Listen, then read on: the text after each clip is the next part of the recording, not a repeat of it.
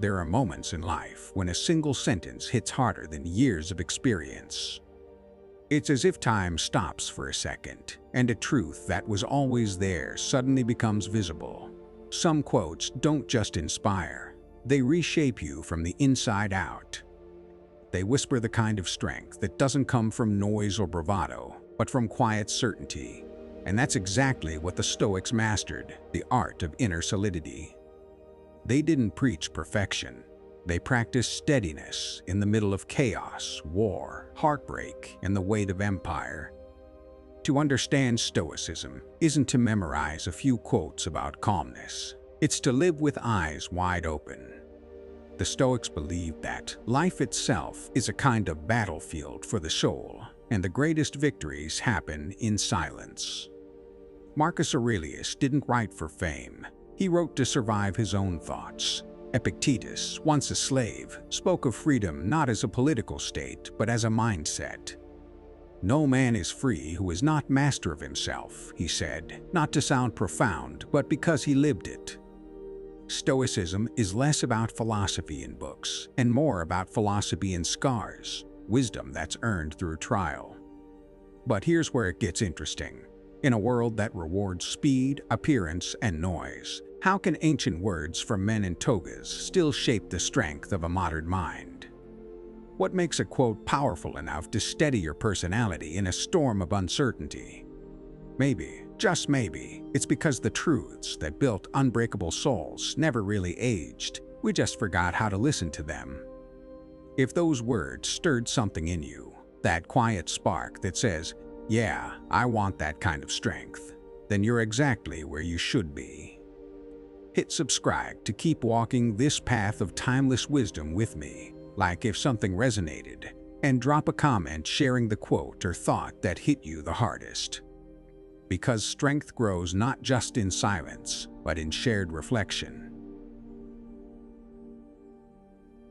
Sentence 1. I am responsible for my own choices.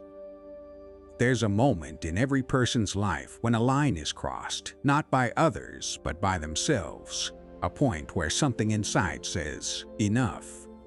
This is not something I will accept. It's not anger, not pride, but clarity, the kind that cuts through confusion like sunlight through fog. The Stoics believed that true strength begins right there, in the quiet rebellion of the mind. They didn't see resilience as noise or defiance. They saw it as the art of standing still when the world tries to push you over. Like a tree in the wind, it bends, it groans, but it does not fall. In Stoic philosophy, this moment of refusal, of not accepting what violates your principles, is the birthplace of character. Marcus Aurelius didn't just rule an empire. He ruled himself in the middle of chaos. He faced betrayal, illness, and war, yet he wrote, "If it's not right, don't do it. If it's not true, don't say it." That's not just moral advice, it's psychological armor. It's the realization that peace doesn't come from avoiding conflict, but from refusing to betray your own sense of what's right.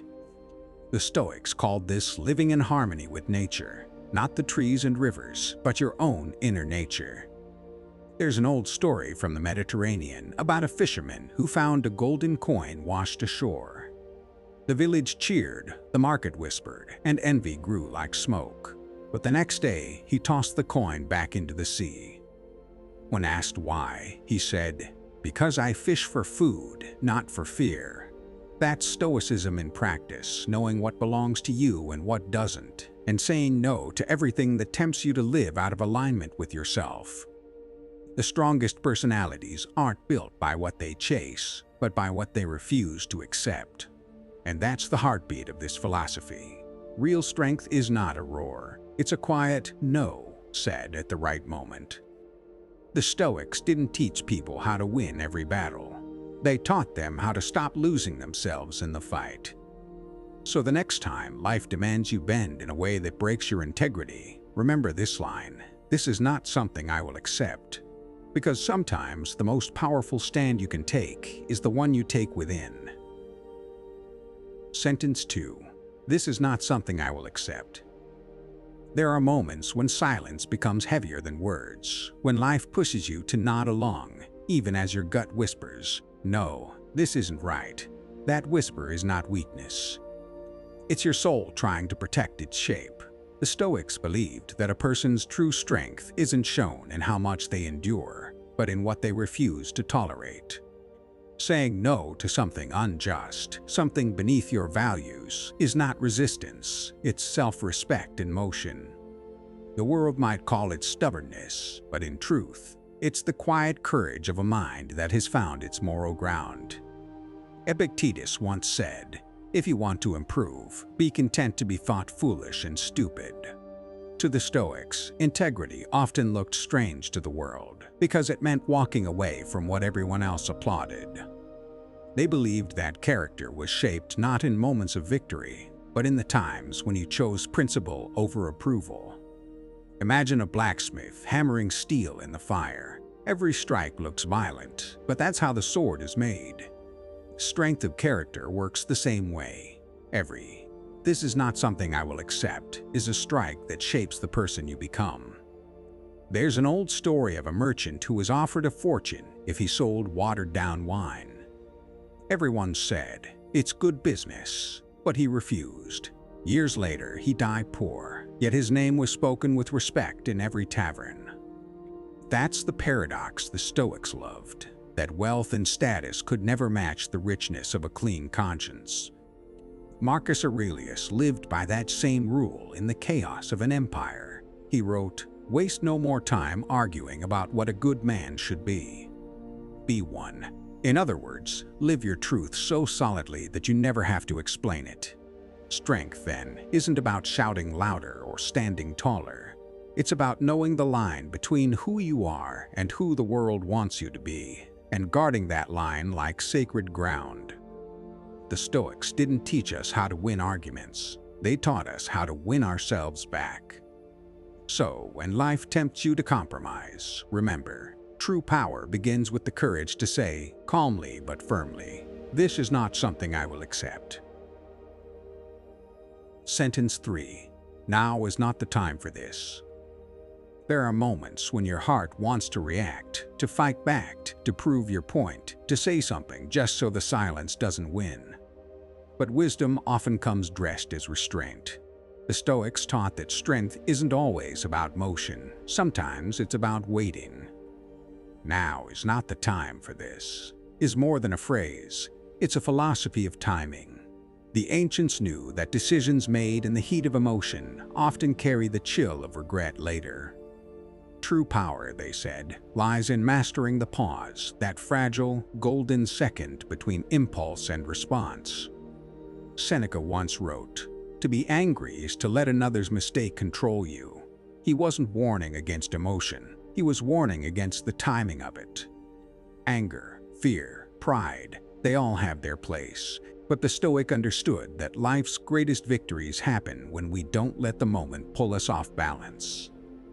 Imagine a sailor caught in a sudden storm.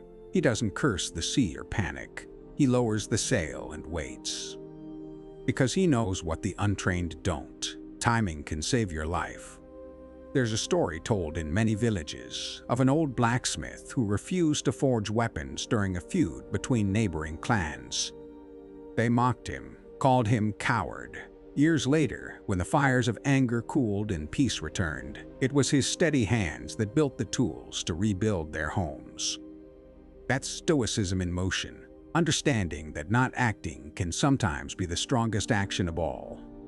Restraint isn't weakness, it's knowing when the fight isn't worth the cost.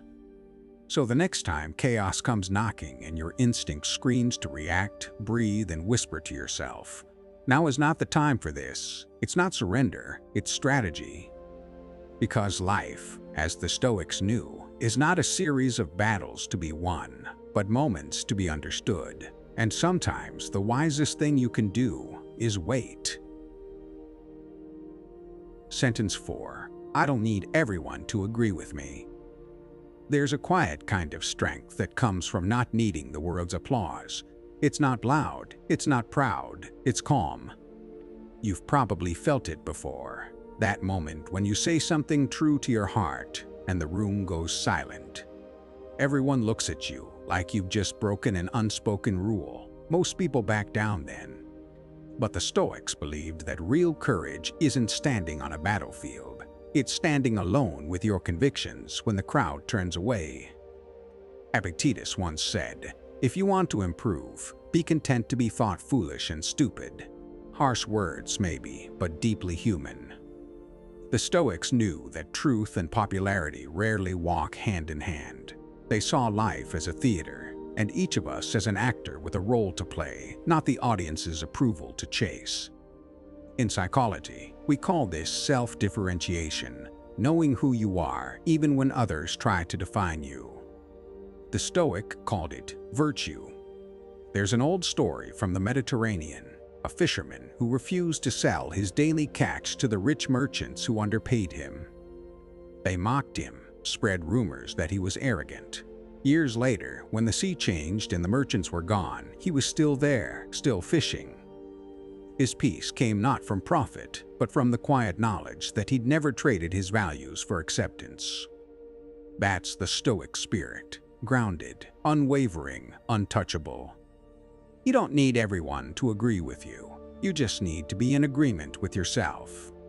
That's where confidence begins, not in the noise of others, but in the silence after you've spoken your truth.